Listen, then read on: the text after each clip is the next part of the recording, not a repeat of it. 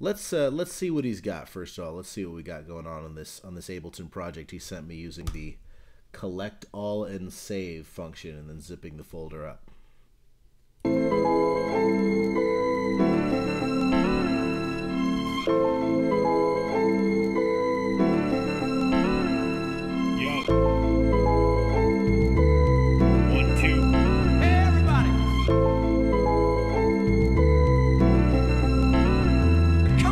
Folklore legend, claiming death to next of kin. Fuck that message, hope the mess never begins.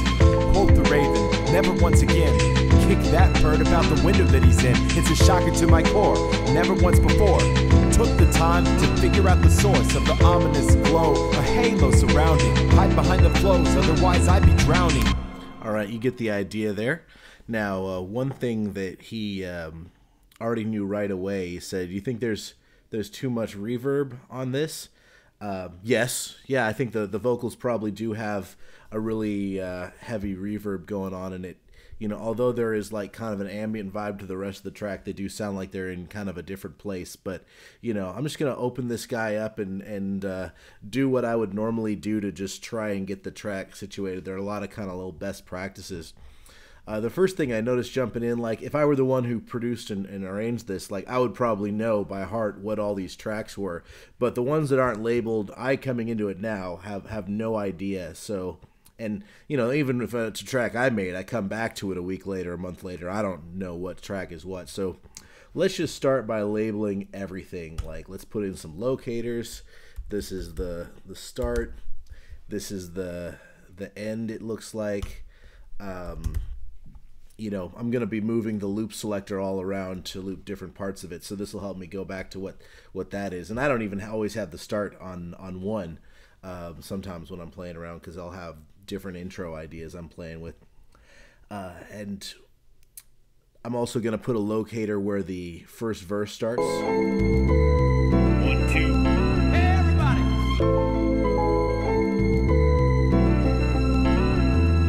There's a folklore legend, claiming death to next of kin. Fuck that message, hope the mess never begins. Quote the and as I find places where the vocals, you know, drop out, I'll put in more locators later for verse 2, chorus 1, breakdown 1, outro, you know, maybe that's probably an outro, things like that, and then I can go back and forth. Now we've got the places in the song labeled. Let's imagine we labeled them all, and then let's just see what these tracks are, because I don't even know what element's what here.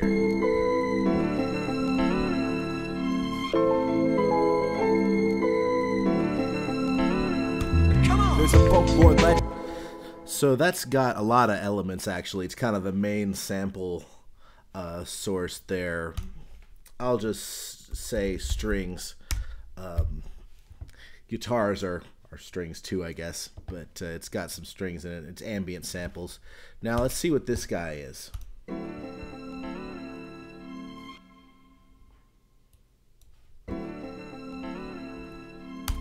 So he's got the same sample that's in. It's a shock. That's in the main string loop there, reinforced, I guess, at the end of every couple bars. So that's what this is, and it's just got a twangy thing, so I'll just label it twang. You know, just to be just enough to jog your memory about what it is. You can call these things whatever you want, but I just think it's a good idea to label everything something. All right, that's the drums, obviously, and got all the drums together. We might change that at some point. Here he's got what looks like 3 basses. Thumb bass of some kind of Bofner bass, whatever that is, and a hip-hop sub, which is one of my favorite Ableton subs of the out-of-the-box presets. It's one of the only ones I use with little modification. I don't have my subwoofers on right now, so I'm probably not going to be doing a whole lot of sub mixing right now. But let's see what these different basses are. Nice.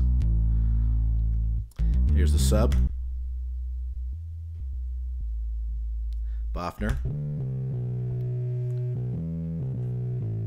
Alright, and so these 3 together, I'm going to hold down Command here, and so I can just hit solo on all of them, solo them together.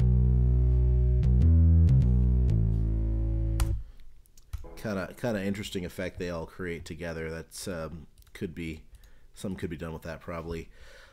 Now those are labeled well enough, I guess, but and by the way, they've all got what looks like identical MIDI clips in them. You could actually do this with a single instrument, do a single track, do one, set of MIDI clips like this first one here, and then use an instrument rack to put these 3 instruments in it, and they would play together. Or you could do this. It's just what you want to do in different situations. But that's an alternative you could have there. I used to always do it this way, and then I started using instrument racks a little more, especially for multiple basses. For the sub, it's often good to have it be separate, because sometimes the sub needs to get a little different processing and stuff in the return tracks, what have you. So I'm definitely going to group these. I love groups. I'd group things all the darn time, and it helps for both organizational purposes, and you're able to put the same effects on all the basses much easier, and things, limit them together, compress them together, whatever. So here are the basses, and now they stay here. I can come back to them when I need them. And I used Command G, if you didn't see it, to do that grouping. Now let's see what this guy is. Hey everybody! So this is a voice saying "Hey everybody," I think. Come on! And come on. All right. So that's some sample. Hey everybody, and I'll know what that means now. And that's cool. What we got here? Let's solo this number 9. The folklore legend claiming death to next to kin. All right, this is where the vocals start, and Cooper warned me that there's a whole bunch of punch-ins here. And you notice we've got vocals from all over the place. Now, I think some of these are main vocals, and some of them are ad-libs, and some of them maybe don't even know what they are. For example, let's took the time to figure out the source of the... Let's just solo these together. Begins, quote, time to figure out the source of the ominous glow, a halo surrounding. That's dramatic, don't you think? You notice like soloing a bunch of tracks together is kind of a pain, and I missed one there. So this is another great job for grouping. So let's do this. Let's group, and let's make this the main vocals. Main Vox. I abbreviate vocals as VOX. That's a trick I got from Tim Hansen. He's on fire. That's his name. He's on fire. Who did the recording on my album Reinventing the Wheel.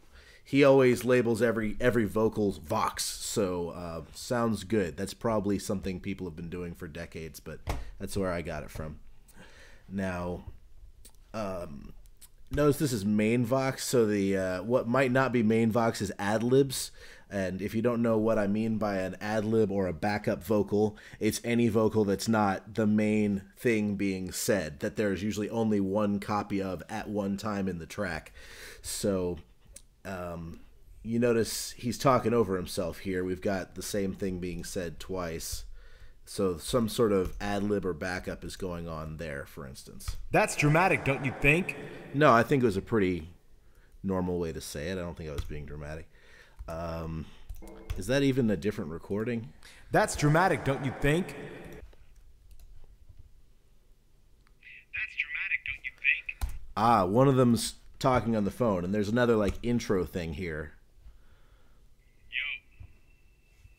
1, 2. So this is a phone ad-libs, and I'm going to take them, even though it's vocals, I'm going to take it out of the main vocal group and put it aside here and Command G it into another group called ad-libs. The difference between ad-lib is one of the kinds of backup vocals. It's usually things that you just randomly decide to say interleaved with stuff. Stabs are another kind, which is like my most commonly used kind of backup vocal, where you just say the last few parts of a bar along with the mains to reinforce it. And it doesn't look like we have a lot of stabs here, but then, you know, Zach's voice probably doesn't sit with it quite as well as mine does. He's more of a mellow guy. Stabs are very kind of Beastie Boys-esque. So let's see.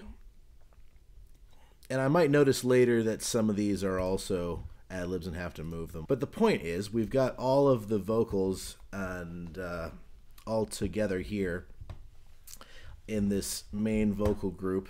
And by the way, if you're doing a situation where you have to punch in a lot of stuff, if you can, you know, get things down and, you know, rehearse them enough so that you can get it in one take, even if you have to do 3 complete takes, just to find one really good one and just punch in once or twice. Punch in as little as possible just because it, you know, it's going to end up sounding better. But it happens to the best of us. You can still get them in Ableton into one track. You know, this didn't have to end up staying a separate audio track. He could have just done this and dragged this up here, and then just assembled these all together.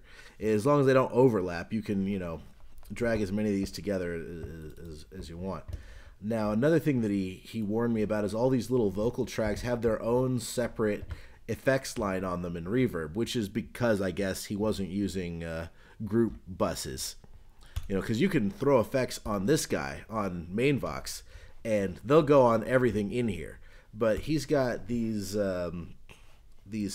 reverbs, compressors, all this vocal strip, you know, on every one of these individually, and they could even be tuned separately. I suspect that they're not. They're probably just copy and pasted. But I'm just going to turn all of those suckers off, and we'll just start fresh on the vocals. So bear with me while I do that here. We'll cut through that a bit, but I'm just going through every one of the main vocal tracks and just turning off all these effects. And then we'll talk about what ones he was using and which ones I would use.